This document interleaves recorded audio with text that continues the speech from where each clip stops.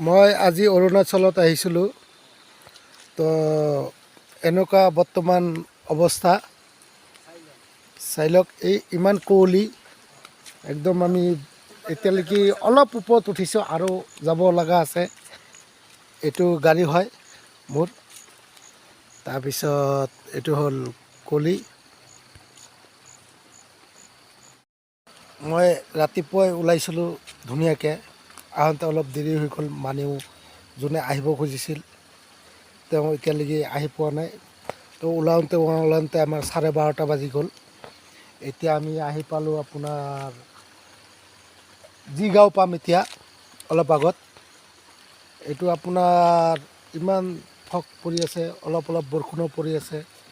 আমাৰ গাড়ীখন হ'ল এইটো, আপোনাৰ এইখন গাড়ী ধুনীয়াকৈ